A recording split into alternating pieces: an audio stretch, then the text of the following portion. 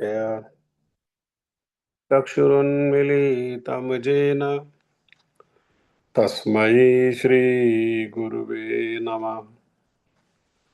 गुरुवे गौरचन्द्राय राधिकायै तदालये कृष्णाय कृष्णभक्ताय तद्भक्ताय नमो नमः। वाञ्छाकल्पतरुभ्यश्च कृपासिन्धुभ्यैव च पतितानां पावनेभ्यो वैष्णवेभ्यो नमो नमः। नमो महावदन्याय कृष्णप्रेमप्रदायते कृष्णाय कृष्णचैतन्य नामिने गौरतिशे नमः। हे कृष्ण करुणा सिंधु दीनबंधु जगतपते गोपेश गोपिका कांत श्री राधा कांत नमस्तुते। तप्त कांचन गौरांगी श्री राधे वृंदावनेश्वरी वृषभानुसुते देवी प्रणमामि हरिप्रिया। भक्त्या विहीनयपराधलक्षे क्षिप्तश्च कामादि तरङ्गमध्ये कृपामयि त्वां शरणं प्रपन्ना वृन्दे नमस्ते चरणारविन्दं वृन्दे नमस्ते चरणारविन्दं वृन्दे नमस्ते चरणारविन्दम्। श्रीकृष्ण चैतन्य प्रभु नित्यानंदा श्री अद्वैत गदाधर श्रीवासादि गौर भक्त वृंद। हरे कृष्ण कृष्ण कृष्ण हरे हरे हरे राम राम राम हरे हरे। मैं सर्वप्रथम मेरे गुरुपाद पद्म नित्य लीला प्रविष्ट ओम विष्णुपाद परमहंस परिव्राजकाचार्य अस्तोत्र शतयुगाचार्य श्री श्रीमद् भक्ति वेदांत श्रील नारायण गोस्वामी महाराज जी के अभय चरणारविंद में अनंत कोटि दंडवत प्रणाम करते हुए उनकी कृपा याचना करता हूँ। तदुपरांत नित्य लीला प्रविष्ट ओम विष्णुपाद स्तोत्र श्री श्रीमद् भक्ति वेदांत स्वामी महाराज शील प्रभुपाद जी के चरण सरोज में अनंत कोटि दंडवत प्रणाम। रूप अनुग गुरु परंपरा के चरणों में अनंत कोटि दंडवत प्रणाम। कथा के श्रोता वृंद वैष्णव वैष्णवी माता भाई बहन प्रभु आप सभी को मेरा यथा योग्य प्रणाम। आप सभी का हार्दिक अभिवादन। आप सभी को अंग्रेजी नव वर्ष की कैलेंडर जिसको सभी संसार फॉलो करता है उस कैलेंडर नव वर्ष की बहुत बहुत शुभकामनाएं। ये नया वर्ष भक्ति में बल लेकर के आए और गुरु वर्गों की कृपा हो भक्तों की कृपा हो और उनकी कृपा से हम सबकी भक्ति में उन्नति हो। ऐसे ही हम श्री गुरुदेव और श्री राधा कृष्ण के चरण कमलों में इसी प्रकार से प्रार्थना करते हैं। आप सबको बहुत बहुत हार्दिक बधाई। श्रीमद् भागवत गीता अध्याय 3 कर्म योग श्लोक संख्या 18। श्लोक संख्या 18 में भगवान श्री कृष्ण हमारे जैसे जो बद्ध जीव हैं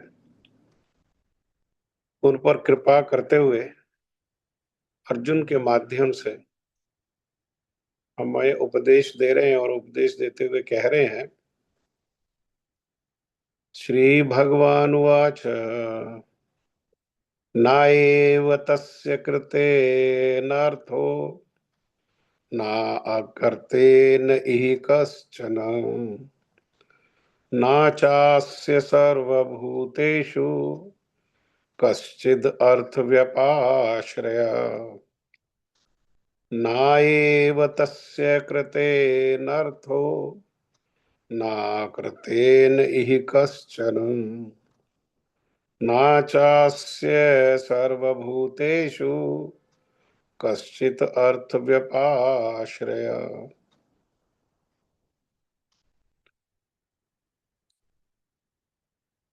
नैव तस्य कृतेनार्थो न कृतेनेह कश्चन न चास्य सर्वभूतेषु कश्चिदर्थव्यपाश्रयः।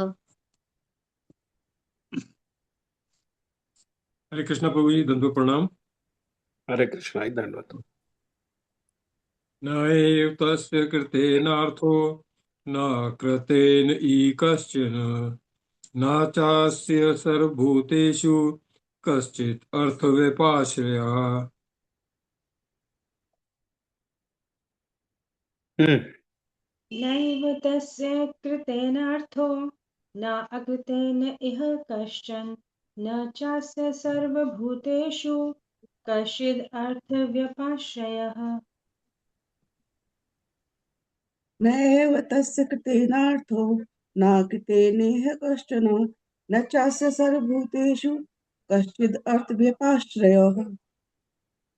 हरे कृष्ण प्रभु जी, दंडवत प्रणाम। हरे कृष्णा, दंडवत जी।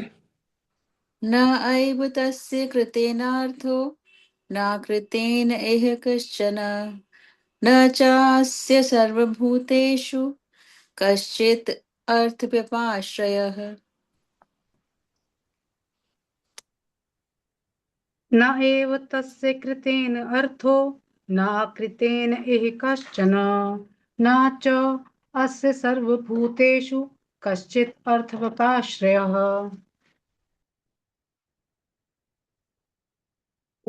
और कोई बोलना चाहते हैं?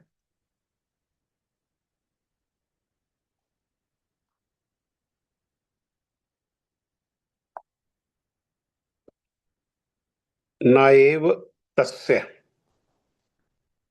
तस्य कहने से क्या अर्थ है? यहाँ तस्य का अर्थ होता है उसका। तो यहाँ उसका कौन है, किसके बारे में चर्चा हो रही है? तो यहाँ इस श्लोक में जो भगवान तस्य शब्द को व्यवहार कर रहे हैं, तस्य शब्द का अर्थ है स्वरूप सिद्ध। स्वरूप सिद्ध कहने से अर्थ है कि सबका, जो भी संसार में कुछ बना है, उनका सबका अपना स्वरूप है। तो ऐसे हम लोगों के लिए इंगित कर रहे हैं, तो हमारा भी अपना स्वरूप है। हाँ, स्व कहने से ही अपना हो जाता है। तो वो स्वरूप क्या है? स्वरूप कहने का अर्थ है कि हमारा परिचय, हम कौन है। हाँ? तो स्वरूप कहने का अर्थ है कि हम भगवान के नित्य सनातन सेवक हैं। परंतु संसार में लोग इस बात को भूल करके और स्वामी बनने का चेष्टा करते हैं, प्रयास करते हैं, और स्वामी भाव आने पर वो भोग में प्रवृत्त हो जाते हैं। स्वामी के जैसे भोगने की उनकी इच्छा होती है और चेष्टा होती है। और यही कारण है संसार में सभी लोगों के दुख का, कि स्वयं को भूल गए। जब स्वयं को भूल गए तो भगवान को भी भूल गए। जब अपना ही परिचय नहीं है, हाँ, तो फिर भगवान को कैसे जानेंगे? और भगवान को भूलना ही सारे कलेशों का, सारे दुखों का मूल है। परंतु यहां बात हो रही है तस्य। किसकी बात हो रही है? स्वरूप सिद्ध, जिसने ये जान लिया है। कैसे जान लिया है? देखो, बुद्धि के स्तर पर तो जानना एक अलग बात है। बुद्धि के स्तर पर तो सुन लेते हैं, तो हम रट लेते हैं, हाँ, जीवेर स्वरूप होए नित्य कृष्णदास। इसको जानना नहीं कहते हैं।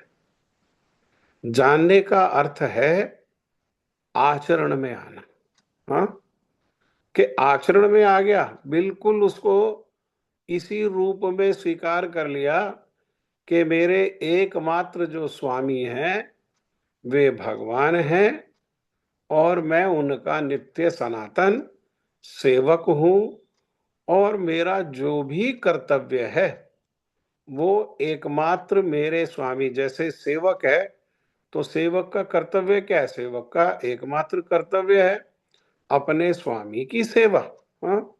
मेरा एकमात्र कर्तव्य जो है, एक ही कर्तव्य है, दूसरा नहीं है। और वो कर्तव्य क्या है? वो कर्तव्य है मेरे प्रभु, हाँ, ब्रजेंद्र नंदन श्याम सुंदर की सेवा ही क्या है? यही मेरा कर्तव्य है। इस प्रकार जो परिभाषित है उसको लिए कह रहे हैं भगवान यहां पर तस्य, हाँ? तस्य का अर्थ है स्वरूप सिद्ध व्यक्ति। तो स्वरूप सिद्ध व्यक्ति के लिए ना तो अपना जो नियत कर्म है उसको करने की आवश्यकता है, क्योंकि जो जिसके सारे कार्यों के लक्ष्य भगवान श्री कृष्ण हैं, वो फिर पाप और पुण्य के चक्कर में पड़ता ही नहीं।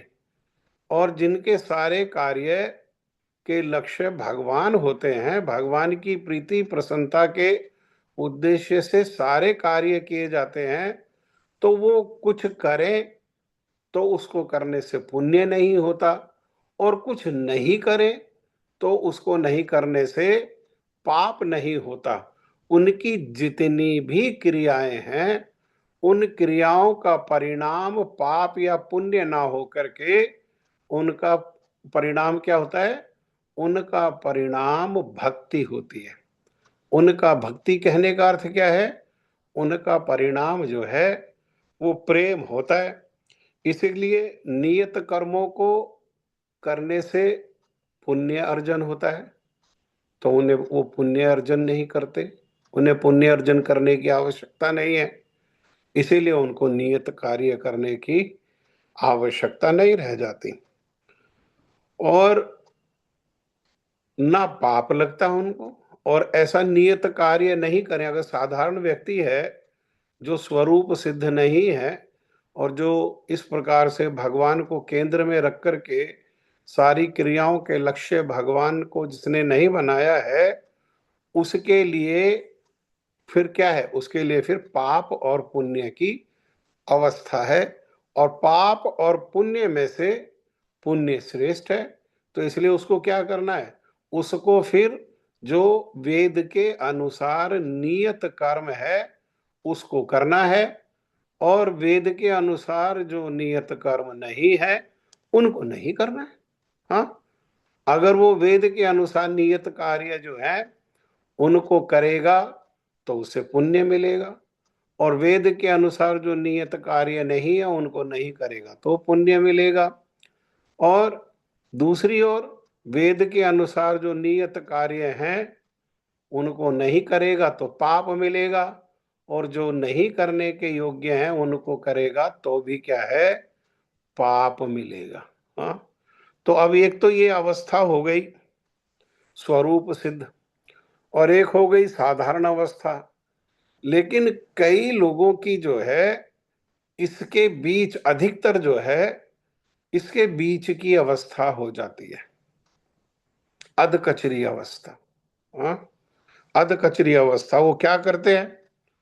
वो भयभीत रहते हैं, और भयभीत रहने के कारण उनको भय बना रहता है कि कहीं ये कार्य नहीं किया, कहीं ये व्रत नहीं किया, कहीं इस प्रकार का एक पाप कार्य नहीं किया, तो हमसे देवी देवता आदि जो है वो रुष्ट हो जाएंगे।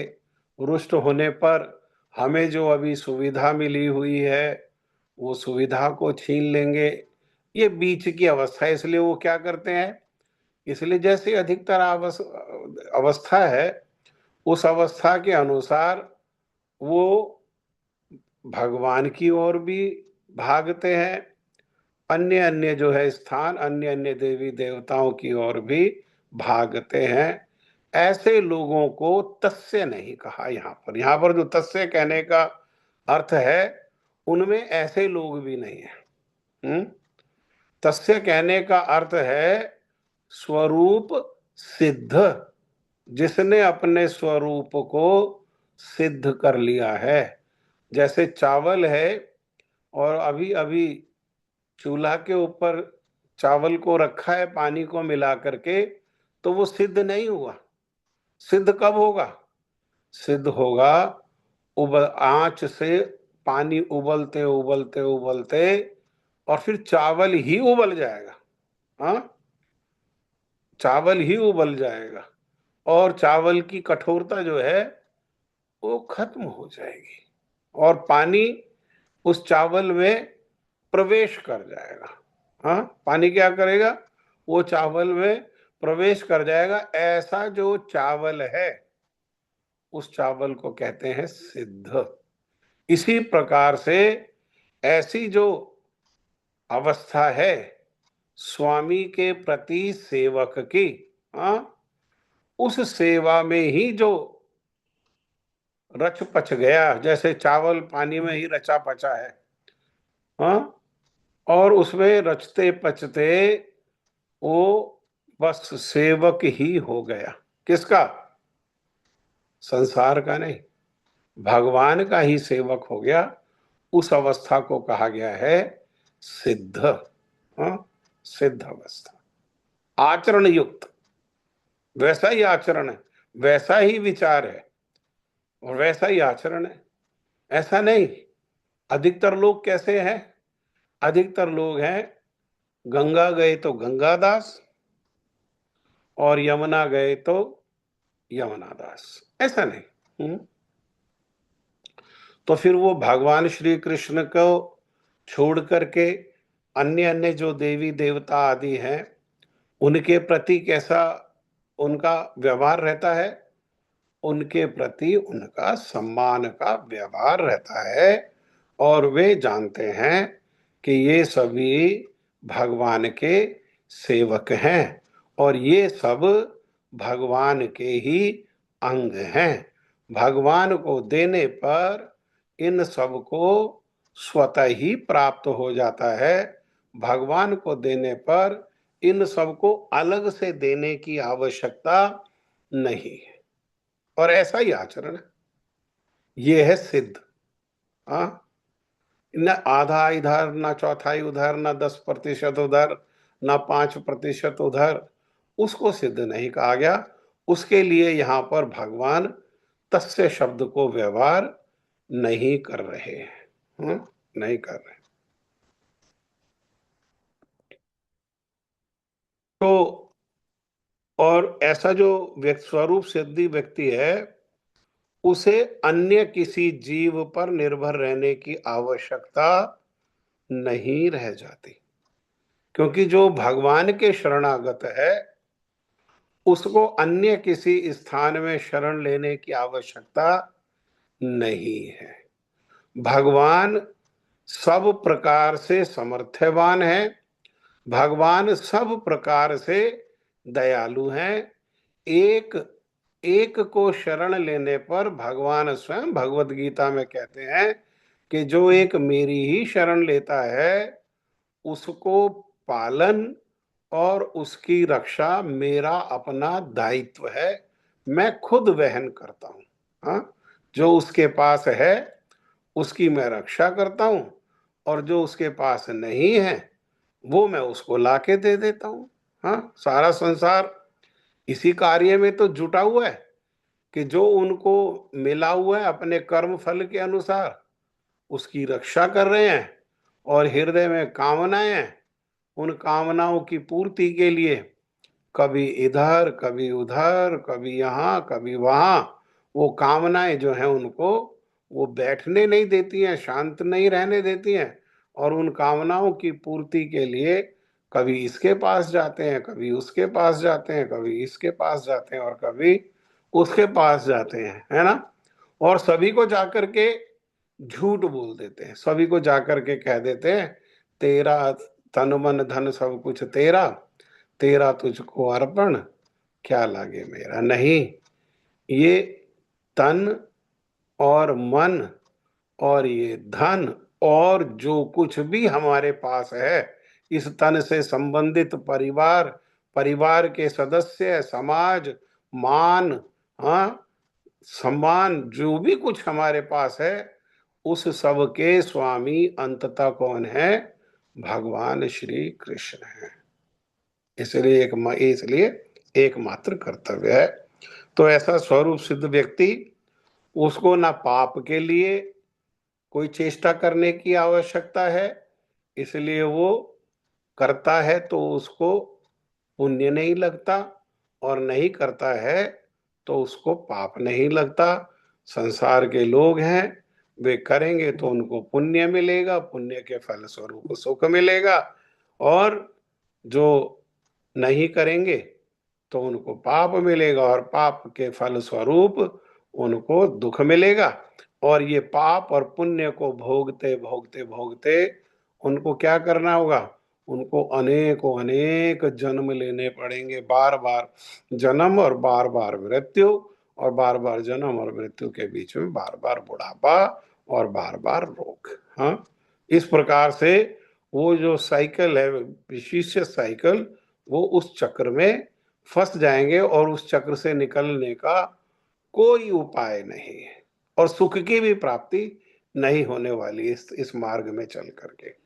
जबकि दूसरी ओर हम पढ़ करके आए हैं कि स्वरूप सिद्ध व्यक्ति कैसा हो जाता है? वो आत्मराम और आप्त काम हो जाता है। वो अपने आप में ही सुखी रहता है, आनंद में रहता है। उसको सुख या आनंद के लिए कहीं और आश्रय लेने की आवश्यकता नहीं रहती। यही बात को यहाँ पर कह रहे हैं, भगवान कह रहे हैं कि उसे किसी अन्य जीव पर निर्भर रहने की आवश्यकता नहीं है।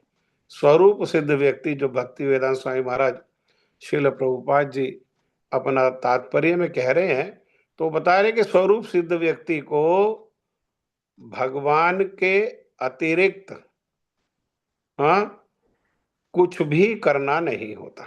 भगवान के लिए जो कर्म है उसके अतिरिक्त कुछ भी करना नहीं होता।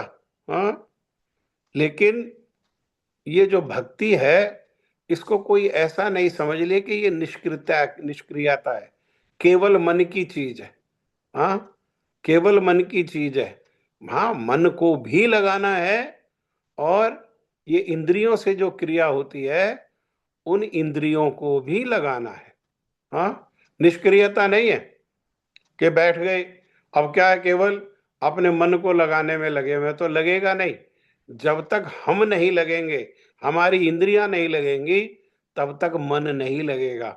संसार के लोगों का यही कलेश है कि वो अपने स्वयं को नहीं लगाते हैं, अपनी इंद्रियों को नहीं लगाते हैं, अपनी संपत्ति को नहीं लगाते हैं, और क्या करते हैं? सोचते हैं कि मन लग जाए भगवान में, और फिर मन लगता नहीं है, तो फिर शिकायत करते हैं और फिर प्रश्न करते हैं कि हम तो ये करते हैं, हम तो ऐसा करते हैं, हम तो वैसा करते हैं, लेकिन मन नहीं लगता, मन नहीं लगता।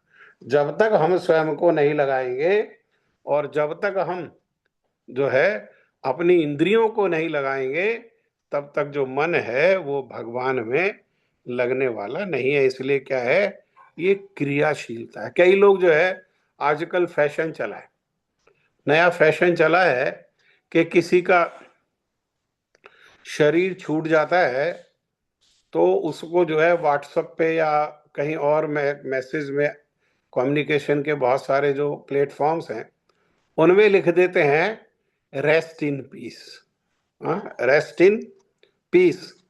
और बहुत सारे तो कंजूस लोग हैं, वो तो इतना भी समय नहीं निकालते कि रेस्ट इन पीस के लिए कौन समय लगाए, RIP लिख देते हैं। लेकिन RIP का भी अर्थ जो है वो रेस्ट इन पीस ही होता है। रेस्ट इन पीस को ही क्या करते हैं, वो शॉर्ट करके RIP कर देते हैं।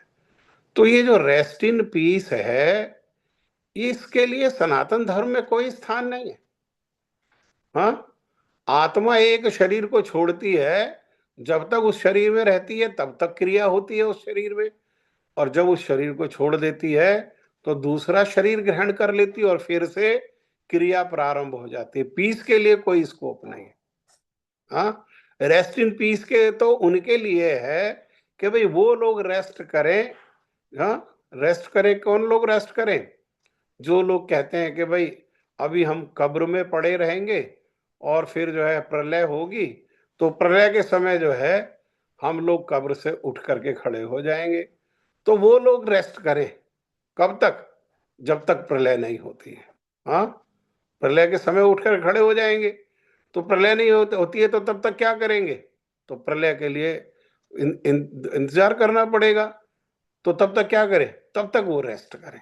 नहीं, हमारे यहाँ सनातन धर्म में रेस्ट के लिए कोई, निष्क्रियता के लिए कोई स्थान नहीं है। क्रियाशीलता, एक्टिविटी। किसके लिए एक्टिविटी?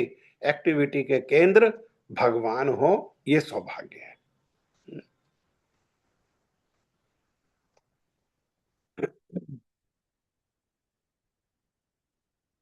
भक्त जो है वो किसी की शरण ग्रहण नहीं करता, चाहे वो कोई मनुष्य हो। संसार में देखते हैं कि लोग जो है भगवान को तो छोड़ो, देवताओं को तो छोड़ो, नेताओं का चमचा बन करके रहते हैं, नेताओं की शरण ले लेते हैं। हाँ, कोई पुलिस अफसर होता है उसकी शरण ले लेते हैं, कोई अन्य कोई IAS होता है उसकी शरण ले लेते हैं, कोई कोई तो जो गुंडा होता है गुंडे को ही शरण ले लेते हैं। हाँ, क्यों?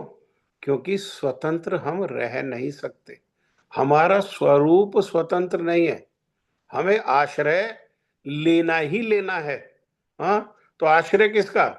जिसने भगवान को आश्रय ले लिया उसको अन्य किसी के आश्रय की आवश्यकता नहीं है, और जिसने भगवान को आश्रय नहीं लिया उसको इस प्रकार से आश्रय के लिए भटकना पड़ता है। वो आश्रय के लिए क्या करता है? वो भटकता रहता है। हाँ, भटकता रहता है। इसलिए कभी किसी मनुष्य में, शक्तिशाली जिसके पास शक्ति है ऐसे मनुष्य का आश्रय लेता है, और कभी क्या करता है? कभी कभी देवताओं का आश्रय लेता है। लेकिन भगवत गीता में ही भगवान ने बताया कि औरों का आश्रय कौन व्यक्ति लेता है। हाँ, तो वो कह रहे हैं जिनका विवेक, हाँ, कामस्तई हृत ज्ञान, ज्ञान माने विवेक, जिनके विवेक का हरण कर लिया गया है। किनके द्वारा? कामनाओं के द्वारा। कैसी कामनाओं के द्वारा? प्रबल भोग की कामनाओं के द्वारा जिनके विवेक को हरण कर लिया गया है, वो क्या करते हैं? भगवान कह रहे हैं वो मुझे छोड़ करके प्रपद्यन्ते अन्य देवता, वो फिर क्या करेंगे? फिर वो अन्य अन्य देवताओं की शरण में वो जाते हैं। हाँ, फिर वो ढूंढते हैं पैसा कहाँ से मिले, पैसे का कौन अधिकारी है, देवता है, उसके पास जाओ। तगड़ा शरीर कहाँ से मिले, उसका कौन अधिकारी है, उसके पास जाओ। सुंदर स्त्री कहाँ से मिले, उसका कौन अधिकारी देवता है, उसके पास जाओ। सुंदर पति कहाँ से मिले, शक्तिशाली पति कहाँ से मिले, उसके पास जाओ। ऐसा करके क्या करना पड़ता उनको? वो कभी यहाँ कभी यहाँ कभी यहाँ कभी वहाँ जो है वो भटकते रहते हैं। लेकिन जो भगवान के भक्त हैं वो चाहे मनुष्य हो या देवता हो, वो भगवान को छोड़ करके अन्य किसी का आश्रय नहीं लेते, अन्य किसी का आश्रय नहीं लेते हैं। क्यों? क्योंकि भक्ति मार्ग में चलते हुए वो जो भी कार्य करता है वो कार्य कैसा है? वो कार्य पर्याप्त है। उसको अलग से कोई कार्य जो है करने की आवश्यकता नहीं है। भक्ति में क्या है? भक्ति में 24 घंटा भी कम है, 365 दिन भी कम है। हाँ, इतना क्रियाशीलता है। वहां जो भक्ति में किया गया कार्य है वो उसके लिए पर्याप्त है। उसको उसको उससे छोड़ करके इतर और कार्य करने की आवश्यकता ही नहीं। हाँ, इसीलिए तो कहा कि भक्ति प्रारंभ कहां से होती है? प्रारंभ होती है श्रद्धा से। और श्रद्धा कहने का अर्थ क्या है? श्रद्धा शब्द का अर्थ है कि भगवान की सेवा से ही सब हो जाएगा। और हमने तो देखा कि जिन्होंने भगवान की सेवा की उनके लिए सब कुछ हो गया। हाँ, चाहे भक्ति वेदांत स्वामी महाराज हो, उनकी कोई फैक्ट्री नहीं, उनका कोई व्यवसाय नहीं। हाँ, उन्होंने क्या किया? एकमात्र भगवान की सेवा करी। भगवान की सेवा से सब हो गया, सब कुछ हो गया। जो संसार के लोगों को चाहिए होता है वो भी हो गया, और जो भक्त का उद्देश्य होता है वो भी हो गया। हाँ, हमारे गुरुदेव ने कुछ नहीं किया, गुरु वर्गों ने, गुरु परंपरा ने भगवान का भजन, भगवान की सेवा को छोड़ करके और कुछ नहीं किया, और उनको सब कुछ प्राप्त हुआ। वे भी इसी संसार में रहे। उनको जो शरीर की आवश्यकताएं हैं, खाना पीना रहना सोना, और मन की आवश्यकताएं हैं, सम्मान आदि, सब कुछ प्राप्त हुआ उनको, सांसारिक रूप में ही प्राप्त हुआ। और जो संसार के लोगों को प्राप्त नहीं होता है, चेष्टा करते करते भगवान का प्रेम भी प्राप्त हुआ उनको। हाँ, सम्मान ऐसा प्राप्त हुआ कि सारा विश्व उनके आगे नतमस्तक है। संसार में कोई सम्मान के लिए प्रयास करे तो कितने लोग नतमस्तक होंगे, लेकिन जिन्होंने भगवान की सेवा की, केवल उनके सम्मान कैसा मिला? सारा संसार उनके आगे नतमस्तक है। उनको संपत्ति कैसी प्राप्त हुई? सारे संसार की संपत्ति ही उनकी है। वो जहां जाते हैं, उनको अलग अलग जाते हैं तो होटल बुक करने की आवश्यकता नहीं, घर बनाने की आवश्यकता नहीं। जहां जाते हैं लोग झगड़ा करते हैं कि हमें सेवा का अवसर मिले, हमें सेवा का अवसर मिले, हमें सेवा का अवसर मिले। हाँ, ऐसा। शिल गुरुदेव, शिल विश्वनाथ चक्रवर्ती ठाकुर पाद और शिल भक्ति विनोद ठाकुर, शिल भक्ति सिद्धांत सरस्वती ठाकुर प्रभुपाद के अनुसार जो भाव अनुवाद और तात्पर्य है उसको बताते हुए कहते हैं कि कृत, यहां कहा नाएव तस्य कृत। कृत, कृत का अर्थ क्या है? अनुष्ठित कर्म, अर्थात आचरित कर्म, आचरण करने योग्य कर्म। उनको ना तो आचरण करने योग्य जो कर्म है, उन कर्म से उनका कोई अर्थ या फल नहीं है। और आकृत अर्थात कर्म के ना अनुष्ठित, कर्म के ना आचरण होने पर उन्हें कोई दोष नहीं, करने पर कोई फल नहीं। फल क्या होगा? उन कार्यों करने पर फल होगा पुण्य। उसकी कोई आवश्यकता ही नहीं है। पुण्य से श्रेष्ठ वस्तु है उनके पास भक्ति, जिसका भक्ति का जो फल है वो सुख है, आनंद है, भगवान का संग है, भगवान का प्रेम है, संसार के प्रति करुणा है। उनके पास पहले वो श्रेष्ठ वस्तु है, इसलिए उनको पुण्य जो है वो बड़ा छोटा है, इसलिए वो पुण्य की आवश्यकता नहीं, तो पुण्य नहीं मिलता। और दोष, यहाँ कहने का अर्थ क्या है? पाप नहीं मिलता। क्यों? क्योंकि ब्रह्मांड स्थित स्थावर आदि सर्वभूतों में कोई भी उनके अपने प्रयोजन के लिए आश्रय योग्य नहीं है। ये सारा ब्रह्मांड, हम एक ब्रह्मांड में रह रहे हैं, अंडे के आकार का, उसमें 14 लोक हैं। 14 लोक में कोई स्थावर, चलने वाला या खड़े रहने वाला कोई भी ऐसा भूत नहीं है। भूत माने जीव, कोई भी ऐसा नहीं है जो उनके आश्रय के योग्य हो। उनके आश्रय के योग्य एकमात्र यह करोड़ों करोड़ों ब्रह्मांडों के जो स्वामी भगवान श्री कृष्ण हैं वो हैं, तो उनको और अन्यथा किसी आश्रय की कोई आवश्यकता नहीं है। पुराणों में व्यापाश्रय शब्दों को इस प्रकार कहा गया। कौन से पुराण में? श्रीमद् भागवत पुराण में क्या कहा गया? वासुदेवे भगवती भक्तिम उद्धताम नृणाम ज्ञान वैराग्य वीरिणाम नाहि कश्चित व्यपाश्रय। व्यपाश्रय शब्द व्यवहार हुआ ना इसमें। व्यपाश्रय शब्द का अर्थ है आश्रय। इसका अर्थ क्या है?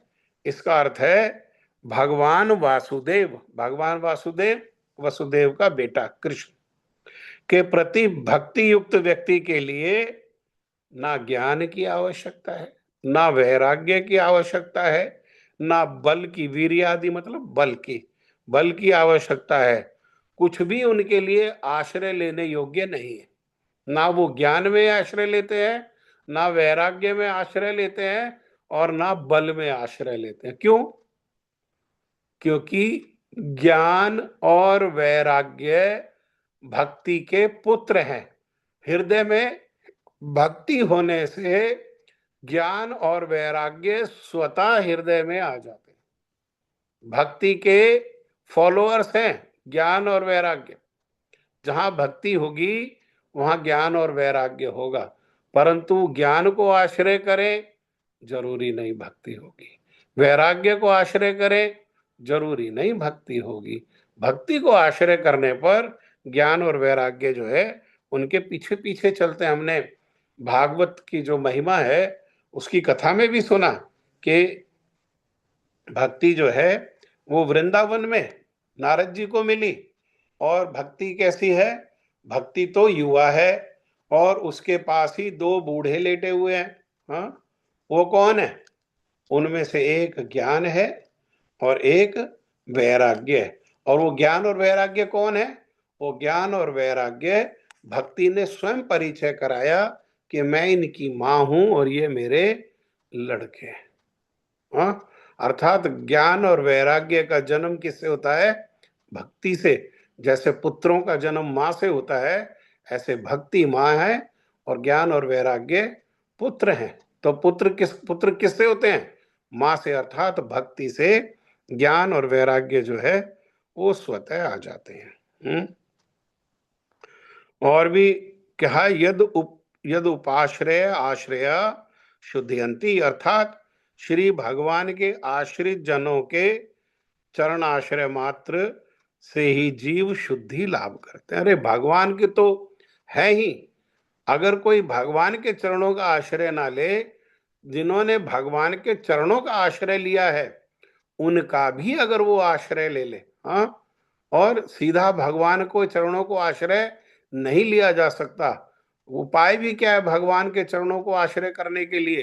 कि जो उनके चरण आश्रित हैं, जिनके आश्रय उनके भगवान के चरण कमल हैं, ऐसे जो भक्त हैं उनका आश्रय लेने पर क्या होता है? उनका आश्रय लेने पर भी जीव जो है शुद्धि मतलब हृदय के सारे अनर्थ, हृदय में जितनी अशुद्धता है वो सब जो है वो शेष हो जाती है, कुछ नहीं रह जाती, अनर्थ जो कुछ नहीं रह जाता। ठीक है, तो इसके आगे अभी समय हो गया जप का, जप करो और इसके आगे फिर अगली बारी चर्चा करेंगे। किसी का कोई प्रश्न है आज के विषय से संबंधित? प्रश्न कर लो फिर जप करो, और प्रश्न नहीं है तो जप करो और फिर जय ध्वनि दो। हरे कृष्ण प्रभु जी, दंडवत प्रणाम। हरे कृष्ण, दंडवत जी। प्रभु जी, प्रश्न है, आपने अभी कथा में बताया जो भक्ति है वो क्रियाशील नहीं, भक्ति जो है वो क्रियाशील होती है, क्रियाशील नहीं है ऐसा नहीं है। तो जब हम आत्म काम और आत्म राम शब्द जब आपने बताया, तो आत्म राम मतलब आत्मा में रमण करने वाला, तो उसमें क्रिया का कैसे सामंजस्य करें? जो आत्म राम है वो भक्त है, ये डेफिनेशन है आत्म राम की, या उससे कैसे संबंधित है? देखो, इसी श्लोक की व्याख्या में हम अगली बार सुनेंगे। अभी तो ये व्याख्या जो है श्रील भक्ति विनोद ठाकुर के अनुसार अभी व्याख्या बाकी है। उसमें सुनेंगे कि आत्माओं की भी आत्मा कौन है? वो भगवान। आत्माओं की आत्मा कौन है? वो भगवान है। कोई आत्मराम है तो इसका मतलब ये नहीं कि वो स्वतंत्र है, वो आश्रय रहित है। आत्मराम कहने में मतलब उसने उसने क्या किया है? वो परम आत्मा उन भगवान को आश्रय किया है और उसका मन और इंद्रियां सारी की सारी कहाँ लगी रहती हैं? वो सारी की सारी भगवान में ही लगी रहती हैं। उसका मन कहाँ लगा रहता है? भगवान में ही लगा रहता है। जैसे हमने अभी हम अध्ययन कर रहे थे ना एकादशी के दिन श्री उपदेशामृत का, तो श्री उपदेशामृत में हमने सुना कि मन से अष्टकालीय लीलाओं की सेवा। सुना? याद आ रहा है? मन से अष्टकालीय लीलाओं की सेवा, ये हम लोगों ने इस बार एकादशी को सुना था। अष्टयाम 8 प्रहर, हाँ, जहां पर हमने बताया था कि 3-3 घंटे के प्रहर होते हैं और उनमें सबसे बड़ा प्रहर जो है वो आगे ज्यादा कम भी होता है भगवान की अष्टकालीय लीला में, और मध्यान्ह लीला में वो सबसे बड़ा है। सारा ये सब चर्चा किया था। हाँ, तो उसमें क्या है? मन से आत्मराम क्या करते हैं? आत्मराम जो है उस लगभग समाधि की अवस्था में ये नहीं है कि वो निष्क्रियता हो गई। समाधि की अवस्था में भी क्रिया है। वो क्रिया कहाँ है? वो इंद्रियों से भी निकल करके वो मन में है, और मन से क्या कर रहे हैं? वो मन से उसी प्रकार से श्री राधा कृष्ण, मैंने ये भी बताया था कि किस प्रकार से जप करते हुए विचार करना चाहिए, मंत्र करते हुए विचार करना चाहिए कि यमुना जी का तट है, यमुना जी के तट पर किस प्रकार से वन है, ये सारी बातें हुई थी। तो वो क्या है? वो क्रिया है या नहीं है? वो क्रियाशीलता या रेस्ट है? वो क्रियाशीलता है। आत्मराम क्या है? आत्मराम मतलब आत्मा में रमण करने वाले, अर्थात आत्मा की आत्मा है भगवान। भगवान में ही रमण करने वाले हैं। जो मन सा वाचा कर्मणा, जो भगवान में ही रमण करने वाले वे आत्मराम। जी जी प्रभु जी। और ठीक कोई है। प्रश्न है किसी का? प्रभु जी, ये व्यपाश्रय का मतलब आपने क्या समझाया था? आश्रय, भगवान का आश्रय। भगवान का आश्रय, अन्य किसी का आश्रय नहीं। जी। भगवान एक, अगर भगवान का एक देखो, अन्य किसका आश्रय लेंगे? अन्य किसी देवी का आश्रय लेंगे, किसी देवता का आश्रय लेंगे, तो वो देवी देवता तो सब भगवान के अंग है। भगवान का शरीर है और भगवान के शरीर में वो देवी देवता जो है वो सब जो है वो अंग है। हाँ, संसार में किसी में आश्रय लेंगे तो ब्राह्मण में, क्षत्रिय में, वैश्य में, शूद्र में आश्रय लेंगे तो ब्राह्मण, क्षत्रिय, वैश्य और शूद्र क्या है? वो भी भगवान का अंग है। ब्राह्मण यहाँ के ऊपर जो है मुख जो है वो ब्राह्मण है, छाती और ये हाथ जो है ये क्षत्रिय है, पेट जो है ये वैश्य है, और पेट के नीचे के जो हिस्सा है वो क्या है? वो शूद्र है। तो फिर जिसने भगवान को आश्रय ले लिया उसने सारी देवी देवताओं को आश्रय ले लिया, उसने सबको, सारे जीवों को आश्रय ले लिया, तो उसके लिए आश्रय लेने के योग्य और कौन बचा? हाँ, भगवान को आश्रय करने, इसीलिए इसी इसी आधार पर, इसी सिद्धांत के आधार पर कहा कि भगवान के प्रसन्न होने पर बाकी सब जो है अपने आप प्रसन्न हो जाते हैं। भगवान को प्रसन्न करने पर किसी और को अलग से प्रसन्न करने की आवश्यकता नहीं होती। जिसको गोस्वामी तुलसीदास जी ने कहा कि कृपा, अगर भगवान की कोई कृपा आकर्षित कर लेता है तो सारे देवी देवता, सारे जीव उसके प्रति स्वतः ही कृपालु हो जाते हैं। जा पर कृपा राम की होई, ता पर कृपा करे सब कोई, है ना? क्यों? क्योंकि सब भगवान के अंग है। हाँ, अगर किसी का हृदय, भगवान हृदय, किसी का हृदय किसी के ऊपर प्रति दयालु हो गया तो हाथ दया करेंगे नहीं करेंगे? जिह्वा दया करेगी नहीं करेगी? आंख दया करेगी नहीं करेगी? पैर दया करेंगे नहीं करेंगे? अंग अंग दया करेगा। हृदय में अगर किसी के प्रति दया, जैसे ये हृदय में माता पिता के हृदय में अपने संतान के प्रति दया होती है, दया की भावना होती है, सारी इंद्रियां उनके प्रति दया करती हैं। आंखों से प्रेम बोलता, जिह्वा की आवश्यकता नहीं है, आंखें ही जो है सब पूरा बोल देते हैं। हाँ, तो जब भगवान इस प्रकार से है उस शरीर में और बाकी सब जो अंग हैं, तो भगवान को आश्रय करने पर फिर किसी का आश्रय अपने आप ही आश्रय हो गया, किसी और को स्वतंत्र आश्रय करने की फिर अलग से आवश्यकता नहीं रह जाती। बहुत सुंदर प्रभु जी। ठीक है, और किसी का कोई बात है? ठीक है, तो फिर जप करो जिनकी जप की बारी है।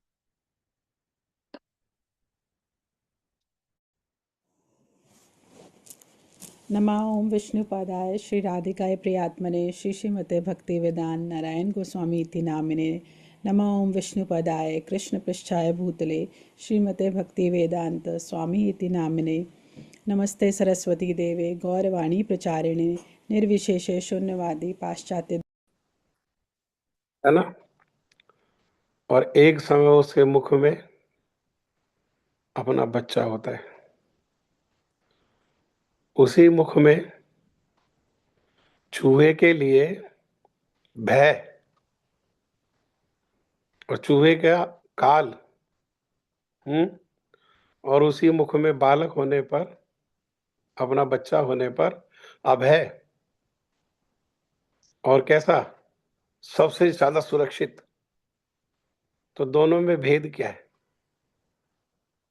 दोनों में भेद क्या है? जब मृत्यु है, काल है, भय है, और उसमें दोनों में भेद क्या है? हाँ, ममत्व का भेद है। वो बच्चा में ममता है। ऐसे ही भगवान के आश्रित जनों पर भक्तों की भगवान में ममता हो जाती है, ममत्व हो जाता है, और भगवान का भक्तों में ममत्व हो जाता है। और भगवान का ममत्व होने पर फिर जैसे वो बिल्ली का मुख तो एक अंग है ना, ऐसे सारी देवी देवता भगवान के अलग अलग अंग हैं। जैसे हृदय में, बिल्ली के हृदय में ममत्व होने पर जो उसका अंग है मुख, वो विपरीत कार्य करता है, एकदम विपरीत कार्य करता है। जैसा चूहे के लिए कार्य कर रहा है, उसके बिल्कुल विपरीत कार्य करता है। ऐसे ही देवी देवता जो है, जो संसार के लिए कार्य करते हैं, तो पाप और पुण्य के कर्म को, फल को भोग का कार्य होता है। और भक्त के साथ वो कोई नियम नहीं रहता, कोई पाप और पुण्य का नियम नहीं रहता। ये हमारे प्रभु का प्रिय है। और देखने भागवत में आया कि जैसे ही पहले तो वो हिरण्यकश्यपु की पत्नी कयाधु को पकड़ करके ले जा रहे थे उसके गर्भ में बालक को मारने के लिए, लेकिन जैसे ही नारद जी ने बताया देवताओं को कि ये भगवान का भक्त है, तो वो देवता जो है क्या करने लगे? उसकी परिक्रमा करने लगे उस बच्चे की। हाँ, इतनी श्रेष्ठता है भक्ति। ठीक है, ठीक है, जय ध्वनि दो।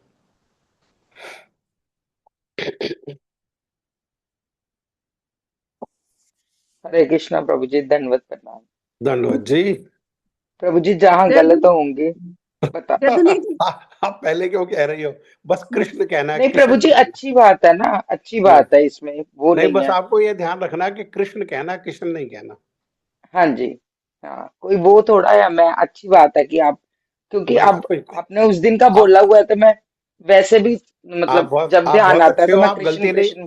आप गलती नहीं करते। वो एक वो भाषा का थोड़ा सा अंतर है, और कोई दूसरा अंतर नहीं है। कहिए, ठीक है प्रभु।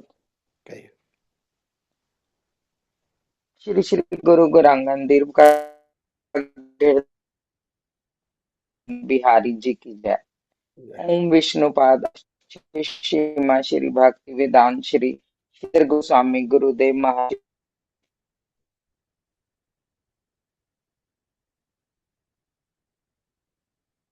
भक्ति वेदांत नारायण इनके कनेक्शन में प्रॉब्लम है।